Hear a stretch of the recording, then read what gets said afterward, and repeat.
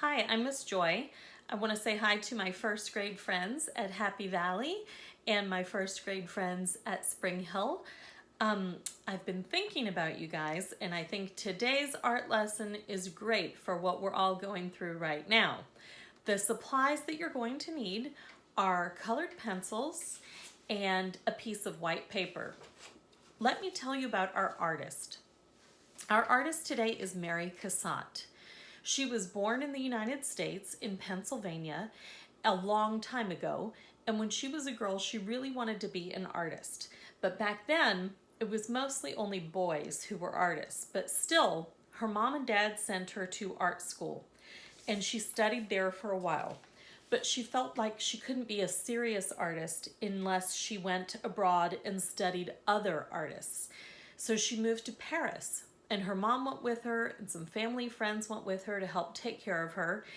And she studied and worked with other Impressionist artists.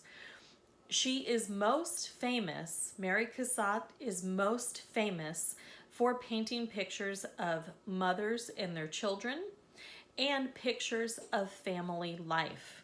One interesting thing about Mary Cassatt is that although she painted so many pictures of moms and their children doing everyday kinds of things, she didn't have any children of her own.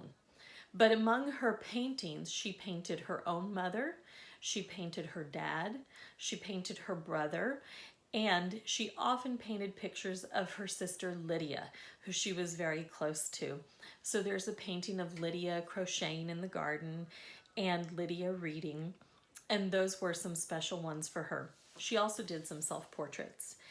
Now, Mary Cassatt had a nice, long, happy life. When she was an older person, she started to lose her eyesight. And one thing that I think is very interesting about her is that even after she went blind and was not able to paint anymore, she donated a lot of her paintings to help the suffragist movement.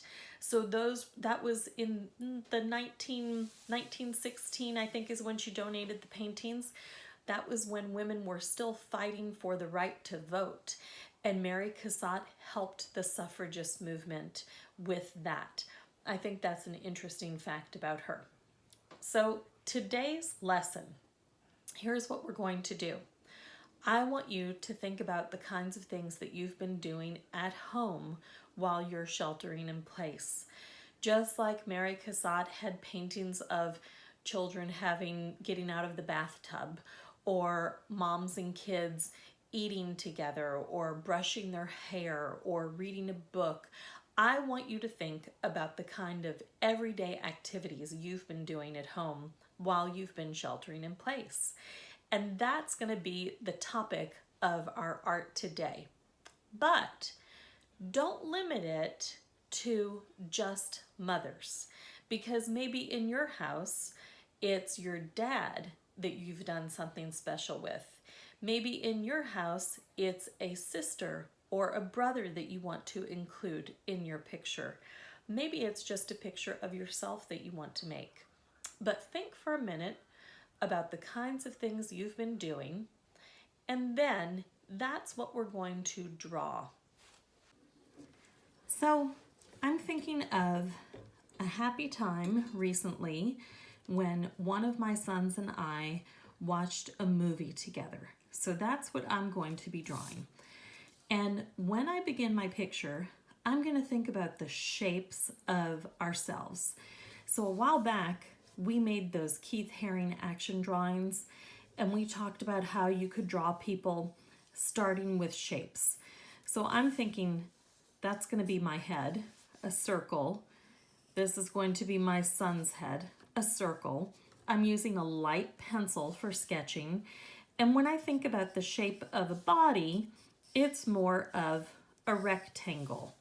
And he's going to be stretched out on the couch. So here's more of a rectangle.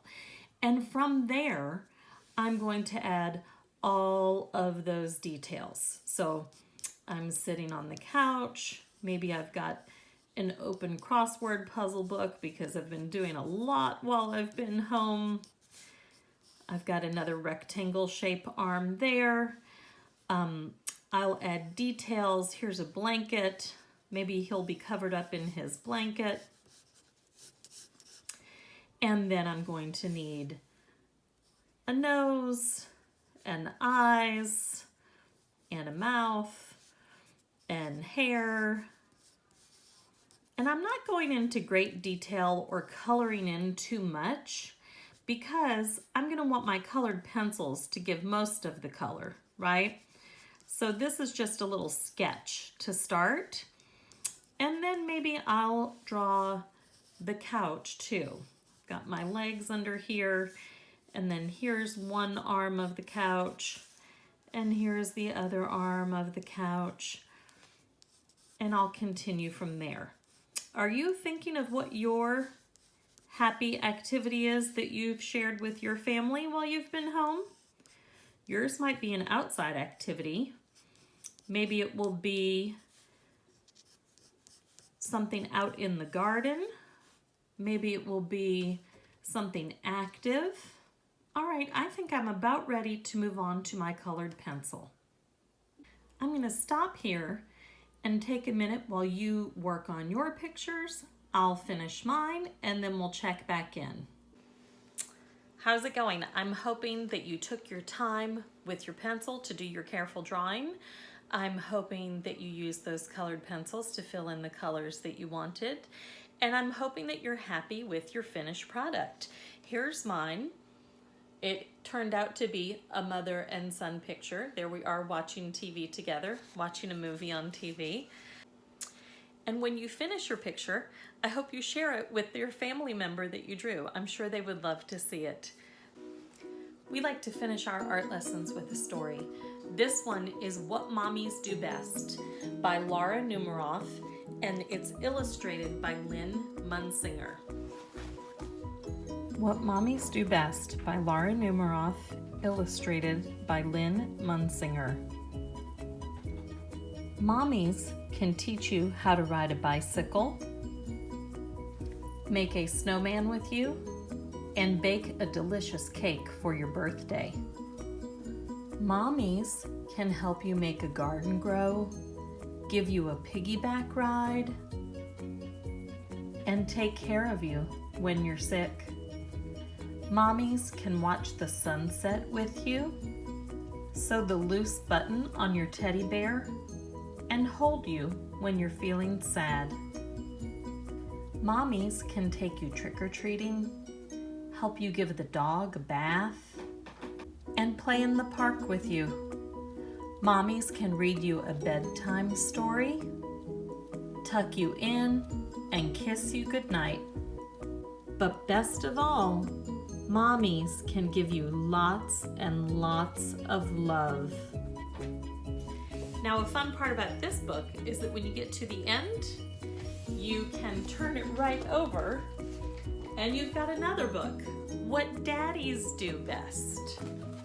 What daddies do best. Daddies can teach you how to ride a bicycle, make a snowman with you, and bake a delicious cake for your birthday.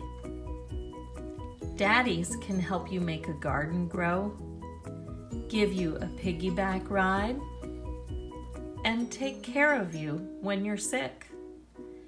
Daddies can watch the sunset with you, sew the loose button on your teddy bear, and hold you when you're feeling sad. Daddies can take you trick-or-treating, help you give the dog a bath, and play in the park with you. Daddies can read you a bedtime story, tuck you in, and kiss you goodnight. But best of all, daddies can give you lots and lots of love. See you next time.